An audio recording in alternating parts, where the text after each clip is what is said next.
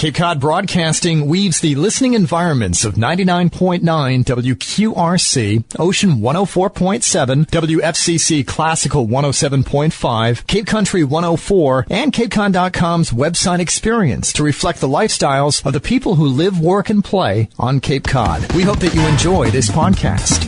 I'm Laura Reckford, and this is Sunday Journal. I'm here in the studio with Jennifer Maclachlan and her father, Jack Driscoll, and they are holding what they call a Cape Cod Science Café on the topic of ocean discovery for students in grades kindergarten through 12th grade at Cape Cod Community College on March 29th. Welcome to the show to you both. Thank you. Thank you. Let's first talk about what a Science Café is, because you two have been holding these for several years now. Jennifer? Yes. We started back in 2011 during the International Year of Chemistry, and we did 3 science cafes that were geared for adults. So you're bringing in the local science community and the general public. And then our 4th science cafe in 2011 was Healthy Kids, and that was wildly popular. We had families attend on a cold December morning at the Sandwich Public Library, and we did hands-on experiments with the kids, all chemistry experiments. So we started to expand in the last several years, and last year we did our first STEM journey at Cape Cod Community College, where we had a huge hands-on portion of the event, which is what we call the Science Cafe or the Interactive Science Cafe. And these are events where anyone can come, and they're free to the public, and you get a lot of different types of information from them. Yes. And Jack, now you have a fascinating background in science. Can you tell listeners a little bit about that? Well, I guess I started with an interest in chemistry because I had a very good 10th grade chemistry teacher, and that kind of piqued my interest in chemistry, and here I am many years later still working in chemistry and developing instrumentation for environmental measurements on Cape Cod. Now, the STEM journey last year started with we had 2 astronauts as keynote speakers. One of the astronauts was actually my neighbor in the 1980s, and I was able to track him down. And so the title of the event was Space Lab to Zero G, and it was done with the cooperation of the Boy Scouts, the Cape Cod Council, the Boy Scouts of America, the Northeastern section of the American Chemical Society, Cape Cod Community College, and it was a very good event. We had about 750 people at our first event, and it was I think it was extremely successful. We gave out about 200 badges for the Boy Scouts in chemistry and in space exploration. And Byron Lichtenberg, one of the astronauts, presided at that event after he gave his keynote talk. And we had people extremely interested in this particular event. And this year's STEM Journey 2, is about ocean discovery. We have 2 very interesting keynote speakers. It's Greg Scommel, who's going to talk about great white sharks, who are summer visitors who like to come to the Cape and have breakfast, dinner, and lunch on the seals. And other person speaking is Dave Gallo from WHOI, the Woods Hole Oceanographic Institute, and he's a specialist in deep ocean exploration. He worked with Robert Ballard to find the Titanic, and they found the Bismarck. He was also involved in the MH740 investigations in the Indian Ocean. That was a flight that went down last year, and they still haven't found it yet because it's in the deepest ocean in the world. And so, as you say, your topic at this upcoming Science Cafe is ocean exploration, a topic of huge interest in this area. And how did you decide on who you would get to speak at the Science Cafe? Well, we actually have a committee of about a dozen people, and we started talking about it. One of the members actually worked for WHOI for a number of years and is involved in that area. And we started thinking that actually in the first one of the people that we talked about was Greg Scommel. He's a very well-known scientist who works for Mass Department of Fisheries, and he's an expert on great white sharks. So we decided that it was going to be ocean discovery. We said, well, The two most interesting people that we can think of are Greg Scommel and Dave Gallo. And Dave Gallo had actually been, I think in the last couple of months, I've seen him on TV about 7 or 8 times. And anytime they were talking about MH740 and all that sort of thing. So those were the two keynote speakers that we wanted, and that's who we got. Two really interesting speakers for this event.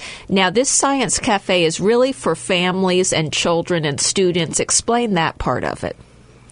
So we have the keynote speakers on. So we'll have each of the speakers give their talk twice and alternating. So we'll have talk at 12, 1, 2, and 3.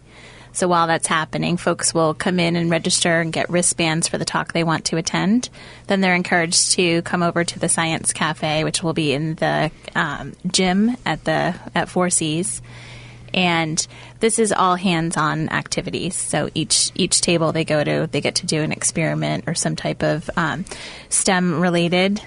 So it's either going to be ocean discovery related or STEM related, so science, technology, engineering, and math. And in the cafeteria, we'll have STEM resources available. So all the folks on Cape Cod who offer resources for grades K through 12. And there'll be some also hands-on STEM related activities in there as well. And as we said, the event is free, and I noticed that a co-organizer for you folks are the Boy Scouts are helping it. You have a bit of a partnership with the Boy Scouts. Is that right? Tell me about that. Yes. So we've been working with the Boy Scouts for about 2.5 years. 2.5 years. It's actually a friend of mine was on the Boy Scouts board of directors, and he worked with us. We went to Suffolk together. He worked with us at a AAAS, American Association for the Advancement of Science, Family Day, and where they had like 3,000 or 4,000 students, and they probably had about 30 or 40 different organizations there. He worked with us and saw, the excitement that he get from the kids, and he invited me to be a STEM advisor to the Boy Scouts, and last year they invited me to be on the board of directors. So we have a very close relationship with the Boy Scouts. And what we'll do is we're looking for a number of sponsors this year. We have a number of sponsors. We'll have a few more by the time we go to the STEM journey. And the money after expenses, we don't have a lot of expenses, but the money after expenses will go to scholarships for the Scouts. I'm Laura Reckford, and this is Sunday Journal. I'm talking to Jennifer Maclachlan and Jack Driscoll about an upcoming Science Cafe they are organizing. And you two have been very involved with bringing STEM programming to local school children, science, technology, engineering, and math, for those who don't know what STEM is. And you were just talking, Jack, about your involvement with the Boy Scouts. And have you also been specifically working on a STEM project with the Boy Scouts as well? Well, we actually have several programs that we deal with the Boy Scouts. One of these is in the fall. It's the Wicked Cool Autumn Festival that they have every October. And in fact, that was the first program that we did with them about 1.5 years ago. And we actually won a Kemmel and Winnery Award from the ACS for that particular program. That's the American Chemical Society. Okay. And now the STEM Cafe coming up on March 28th. It will have the two speakers you talked about, of course. And Jennifer, you were talking about these interactive demonstrations, and I was reading up about it. One of them is a sonar matching marine archaeology activity. Tell us about that. Well, that is basically where they use remote ROVs to basically find items of archaeological interest in the ocean. And I think Dave Gallo said that only about 5% of the ocean, or probably less than 5% of the ocean, has been explored, and they're using sonar. In fact, one of our members was talking about a program he may be involved in next year, where they're looking for they'll be on Pirates Island, which is in the Indian Ocean, and it's where there's a number of I think there's 5 sunken ships that are filled with treasure. So they're quite, and this probably was from the early 18th century, and that should be quite interesting. And I noticed there are other fun activities for kids at this event, and I saw that you have activities involving Lego, a dollhouse, and a duct tape boat. And some people might look at that and they might say, "What does that have to do with science?" So explain those activities. So those fall under the STEM fields. So you're using the science, technology, engineering, and math in all of those. So there'll be a giant duct tape boat. And then students can make scale model-sized ones of their own. The dollhouse, so they build working parts into the dollhouse. They build small motors. And the Legos, though we do build Legos, so they'll get to use some engineering and math skills in the Legos, as well as the squishy circuits. They'll get to build circuits using Play-Doh. Now, why is it important to teach kids about science? Because what happens is in the elementary schools, if science isn't pushed enough, what happens is kids get into the secondary school and they're afraid of science. And I've talked to a number of people about that over the years. And that's what happens is, for example, they might have liked science because they had a little bit of it. But then they get in the 7th grade and they hit either science or they hit math, and then all of a sudden they're afraid of it and they don't want to do anything about that. And so you have a number of the schools on the Cape that are starting STEM academies. The Barnstable schools everyone has to take STEM programs starting in the 8th grade. And this is what the American Chemical Society pushes. They push hard for science outreach. They push hard for STEM programs, and it's the largest scientific organization in the world with 165,000 members.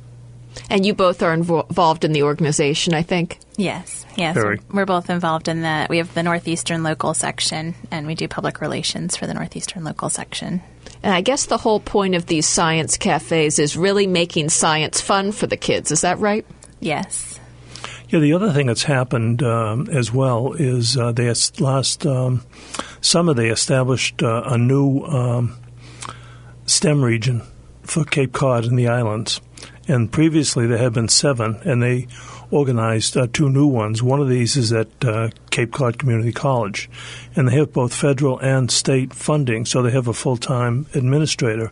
I think this is a great thing for the Cape. And, Bob Cody, who's the Dean of Science at Cape Cod Community College, he's just doing a wonderful job with the STEM programs. So it's quite exciting, and I think it's, from what I've seen, it's probably going to be one of the most active of the 9 STEM regions in the state.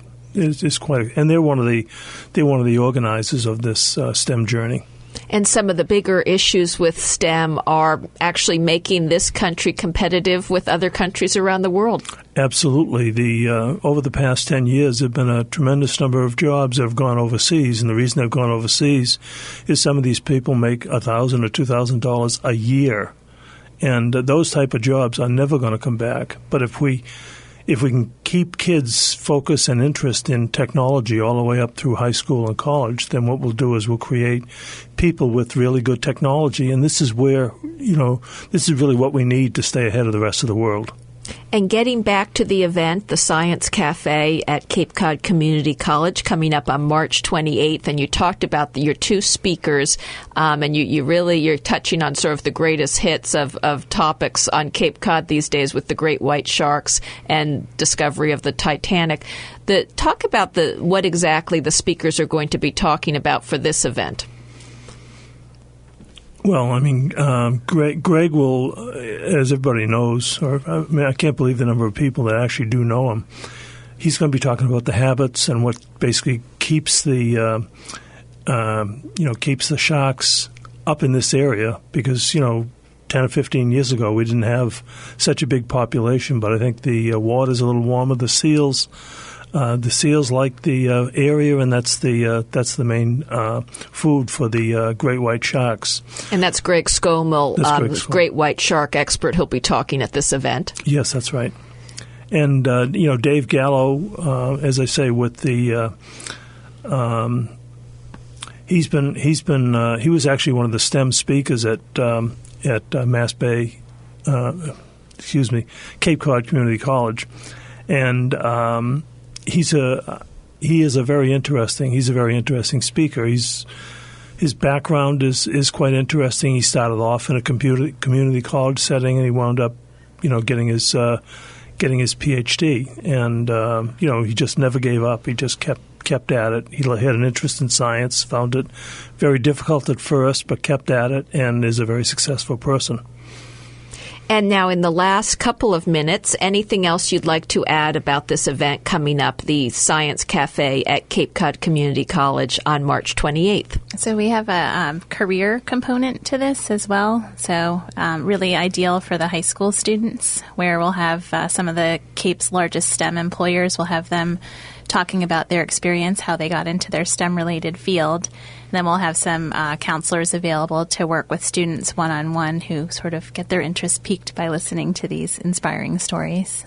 Very important stuff. I'm glad you added that.